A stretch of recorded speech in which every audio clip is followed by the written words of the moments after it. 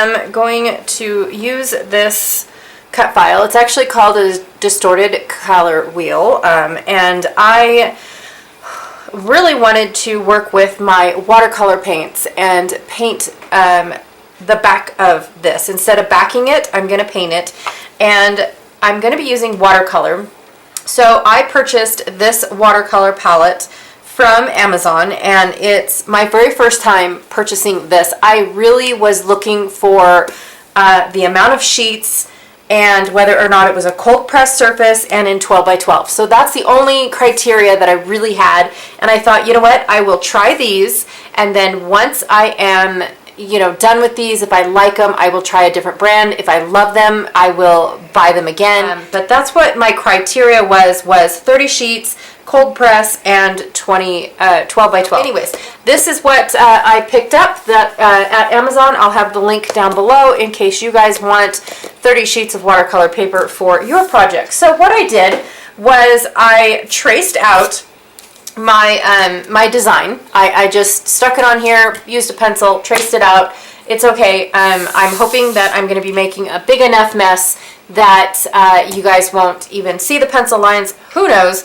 But I also taped it down to my desk instead of anything else. So that way I can let it dry right here, but I don't know how wet this is going to get. I am not an expert, and I did try to adjust my camera. The bottom of the paper is right here. So you guys are at the very, very bottom of the paper. You're not missing anything. Nothing is off camera. But I couldn't get my camera to angle any more than this. And this is really where I need it to be for me to get painty without it being too far away, since I can't rotate it, right? So that's what I have. I've got 2 jars of water right here. Apparently you're supposed to have 2 jars. One is for getting your brush clean, and the other one is for clean water. I haven't grasped this concept yet, you guys. So I'm trying it, I'm working on it, but yeah, I'm not a professional at all. It's very hard when you get a palette to see what the true color is. When you paint with them, that is when you're really going to get the set that or the color that you're really looking for. So yes, that is this is the set that I'm going to go for. I don't have anything picked out yet. I'm just going to make a painty mess. Actually, I'm going to leave this out so that way I can see all the colors. And what I planned on doing is, there are 12 colors here, right? 15. I lied. There are 15 colors here, minus white, so that makes 14 colors. And I clearly have more than 14 spots right here. I'm still trying to decide if I'm going to go light to dark, dark to light with each color. But I also brought in this little guy right here so I could mix my colors if I need to pull in extra colors to fill in the gaps and mix my colors, because I don't want to mix them. I don't want to mix them in the lid, and that's what this is for. This little piece right here is for mixing, but I didn't want to do that if I had to do it multiple times. Okay, I'm going to put this brush back because I don't need my round brush. Well, I might, but I'm going to try to use the square brushes. And again, I have no clue what I am doing. I don't. This section here is to, well, let me pull out the cut file. This section here is to represent your favorite color, right? That's why it's the largest. That's why it sticks out the most. Think of it like a pie chart, and you get down to the smallest little piece of pie right in here, because that is, you know, the 1% that either you don't use, or you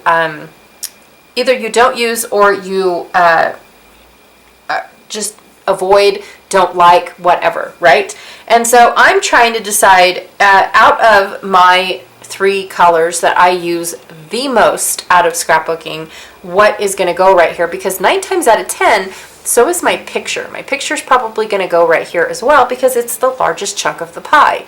And so I'm trying to think of what color is going to fill in this gap, but I'm stuck between, of course, I love brown, I love green, and I love blue, but I don't know what color should be in here. If I look at the palette, not this, because that's very falsifying, if I look at the palette, I have a lot of warm colors and I have very little cool colors, right? And then of course I have my 1%, it's a purple. But I have 2 blues, a greenish blue, and 2 greens. So I really don't have a very good palette to work with. So I'm not really sure. Now I talked myself out of using the Vicki Boutin because of the fact that I'm not sure what this chunk is going to be, and I'm not sure if I have enough to play with in the Vicki Boutin colors. Does that make sense? I hope that makes sense. So let me have a think on that. Oh, you know what? I have a brand new set. Please hold. I swatched them, but they're not in my book. So here they are. Yes, I will be using this one. These are Andrea Nelson's. So is this book, by the way. And I got some paintbrushes as well from her. But I will be using this set. Okay? So let's get started. All we're going to do is make a mess. That's all we're doing. We're going to make a paintery mess. First, now that I know where I'm going to go, the first thing I want to do with all of this goodness is activate my paints, right? I'm just going to take my water, activate all my paints. Okay, so there we go. I've got my water, I've got all my paints activated. Yay! Ooh. And then I am going to I need some packaging.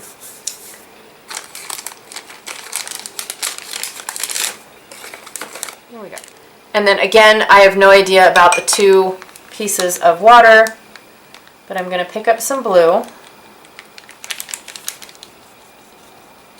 Okay. See? I put it in here because this is the dirty water. Activate this. I want it very, very watery.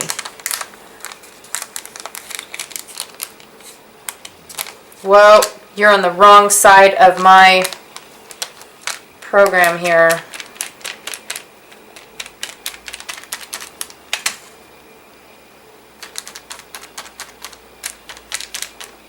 And I want this to come on the outside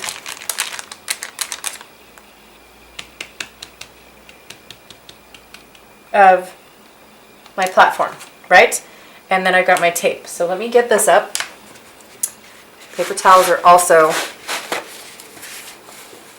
quite immaculate when it comes to watercolors. Okay. And then I'm going to go ahead and see, now I don't know. Do I put it in the clean water after I've cleaned it off with what was clean water? That's the part I don't understand.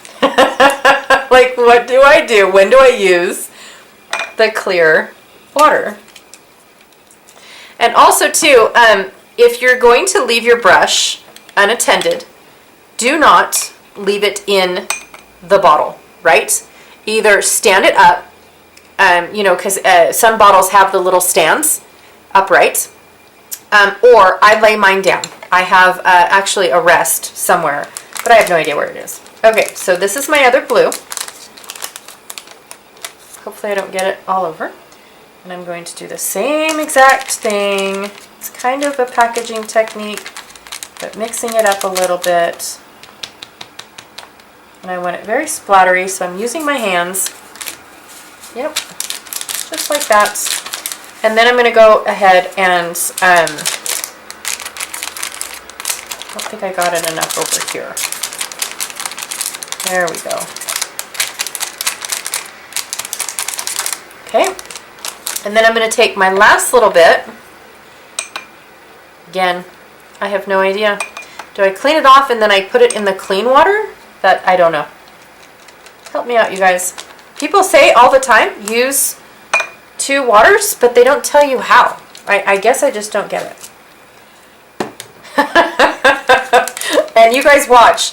I actually should put them in camera because eventually I'll use it to clean my brush because I just don't grasp the concept. Okay, last little guy. Packaging into the green. Okay. And then I want to blot all of this off.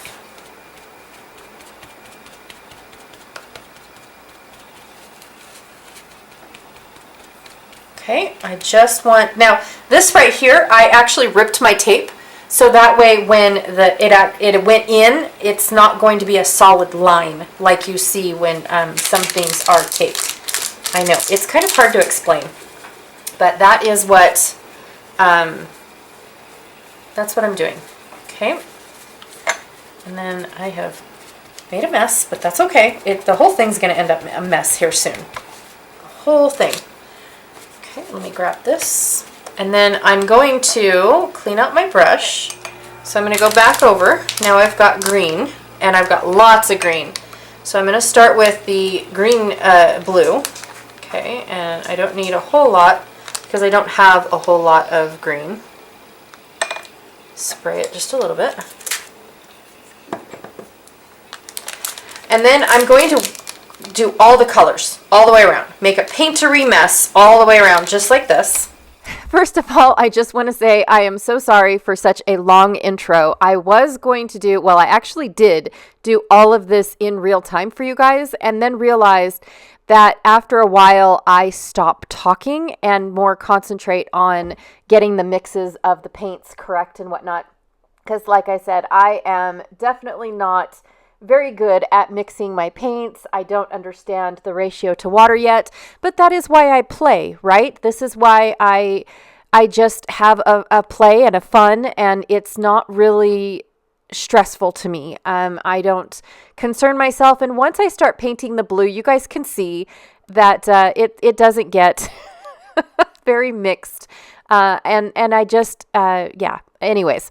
So I'm going to go around and I am just trying to make it look like my colors have spilled outside of the color wheel because it's exploded, right? Because the color wheel isn't perfect. And I really wanted it to look like when the blue started getting bigger than all the other colors, I wanted it to look like it spilled outside of its palette. So up in the corner there, I didn't really have enough, so I was trying to get it to look a little bit more splattery. It looked a little too contained, which is weird. So here is the full concentrate of the very first color. And there are names to these colors, but I apologize. I didn't memorize them, and I certainly didn't bring the card over here for me to tell you what all these colors are, but I'm just going with the darkest blue and starting from there because I felt like that was the more purpley blue that would blend in with the purple really well. And what I'm trying to do is in the center, I'm trying to do a full concentrate and then 50% water, 50% paint in the middle, and then 75-25 on the outside. And that's where I struggle a little bit, is because I don't know what is 50%. So when I put my paintbrush in my ink, it's already wet. So because I have to pick up the color with water, and I don't understand, is that already 25% water? Because I don't grasp the concept of what is 50% and what is 50% when you have to use water to get the paints out. So I just, my totally literal brain does not grasp the concept of 50-50 because of the fact that, you know, it has to use water to get the paint. And so I'm just playing at this point, you guys. And as you can see, once I get past the blues and into the colors that I don't really need to do that mix a lot on or in, I feel a little bit more comfortable with the fully saturated 50% and 75%. So I definitely get a little bit better. I'm also using my paper towel to help me get that 75% because anytime you blot up paint, the color will be there, but it'll be a lot lighter, and I'm very happy with that. I also am very impatient, so I did not wait for my colors to dry at all when I did the whole splattering thing. So my upper section is still slightly wet from the packaging technique that I did. And I have to tell you guys that I loved watching this come to life. I loved watching it while I was painting, and I loved watching it while I was editing this video as well. So I hope that you don't mind the length of this video today, because I just wanted to share it all with you guys, not just the painting technique, because yay, cut file. I did. I even debated about putting the cut file back on because I just loved this so much. I could have used the cut file on a totally different day and just used this painted section. Okay, so here's where I thought that the ochre color was, or I don't know how to say it, you guys.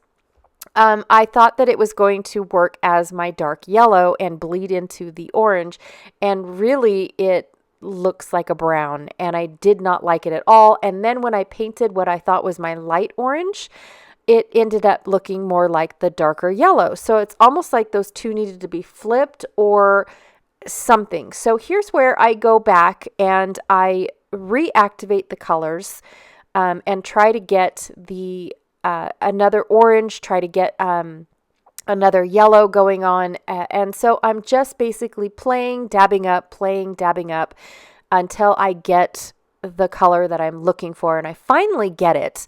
It just takes a hot minute to get it the way that I want it. I do have to constantly activate it with the paint and the color and the water in order to be able to daub it up. And that's one of the beautiful things I love about watercolor, by the way, is the fact that I am, you can reactivate it with water. They do have a sealant that you can purchase in order to, once you're finalized, because even though the watercolor is dry for many, many days, it will still activate as soon as it gets wet, or as soon as some sort of liquid form touches it, it will still activate. That is a downfall, but yet a pretty cool thing, because if you mess up like I did, I wouldn't have been able to fix it. And so I was able to fix this. Okay, so now that my project is all done, and you can see where the tearing of the tape really came into effect, because now it looks like I purposefully went to the edge, right? It's a deckled edge, and it did not, it didn't leave me that square edge that the tape would have had I not ripped it in half to use on my pages. So I really like that.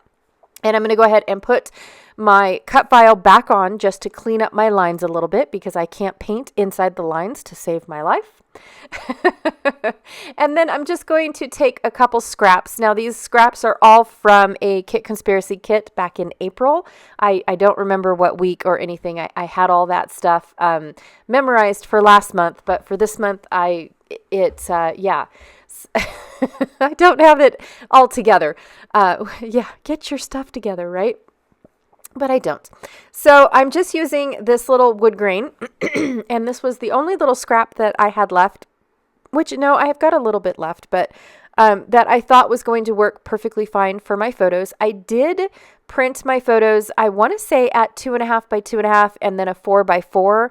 I think, or it's 3, I don't remember. It was a collage thing that I had in my Epson app on my, or for my PictureMate, right? It's an app on my phone, and you go in and you can click photo collages, and this is the one that I picked because I really wanted a 3 by 4, and then I wanted two 2 by 3s, and instead it gave me all these squares. And so I thought, oh, well, that might be even better, because you really don't need to see the detail. You just need to see the fact that my bestie and I were doing an online paint class and making a mess and having fun with painting and trying to learn new techniques. And these are with acrylic paints, even though I'm using watercolor to represent the pictures. These are acrylic paints that we are trying to learn, and my bestie loves doing 3D projects and gluing them together and then watching them come to life with all the dimension and stuff. And so we signed up for this class that this Italian painter, oh my gosh, he makes his projects just stand out and look so I don't know, shaded and textured and all the things. And so we had to sign up and take his class. And we got to a certain point where we kind of had to pause the video and practice a lot more because of the fact that we just weren't ready to move on, right? We hadn't even grasped the concept of what he was trying to accomplish and stuff. So yeah, we paused the video and took a break and checked it out a little bit more and played with it, right? And that's the best thing about online classes is even though the instructor kept going when you were in the live class, the recorded version, you can pause, practice as much as you want until you're ready to hit play again. And so it was just such a fun class. So I'm going ahead and I picked out all the black elements from my little kit conspiracy kit because it's the Spectrum Gardenia and it's got a rainbow full of colors. I wish it had more yellow. It has a peachy color instead. But it's Spectrum Gardenia, and I just picked out a bunch of black elements. That way I wasn't competing for color on the watercolors or trying to match the colors from the watercolors. And then I didn't want the elements to get lost either. So, but I did actually pick out 2 sets of embellishments to use on this page, a colorful set and then these black sets. And here I'm just picking off the masking from this little paint set that I had. Now this paint set was from 2023. It came in a box and the paint little pieces were actually acrylic. And I wanted to share with you guys that I'm debating about bringing this set back into the shop and bringing it so that way the pieces are just wood and you can color them any color that you want based off of your color palette, right? So if if you are working with more earth tones or if you're working more with pastels, then you can change them whatever. When I do acrylic, you're kind of stuck with that one color. And unless I make them all white for you guys to change your color, but then you still won't get your true color like you would in the wood. And then, of course, I was just sharing with you guys that, especially this larger piece, the palette itself, that when you do peel off the masking, you get to see that beautiful wood grain, you guys. Some pieces don't have it as much as the other pieces because they are so small. Yeah, you just don't get to see the wood grain as much. But in the larger pieces, the wood grain is just gorgeous, you guys. I'm just saying. So here, instead of using a paintbrush, I definitely cannot use watercolor. Watercolor would have never showed up on these pieces. I picked out a couple of my spray stains that are like a staple on my desk. I've got silver, black, gold, and white that always stay on my desk. And so I used those and just used the tube as my paintbrush. And then I went into my oxides. Now I use oxides more than inks because inks will soak right into the wood. But oxides stay on top. It's almost like they float on top. And so I picked out all my oxides in this, the color that matches the most to my background.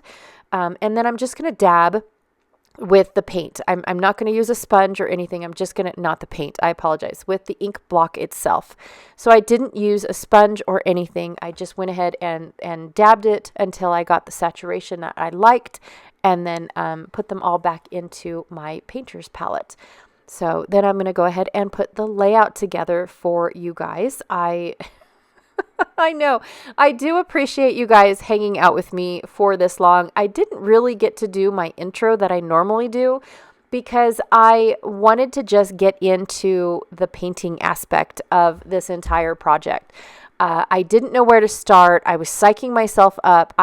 The entire first section of this video was over an hour long because I was talking about all the different paint palettes that I had to choose from, picking the right colors, choosing which palette to use. I even went as far as did little swatches with every single one of my brushes, trying to get in the mood to do this project. And sometimes that's just what happens, is I have to psych myself up to start a project. And I brought you guys with me. I just didn't think you guys would want to hear all of that.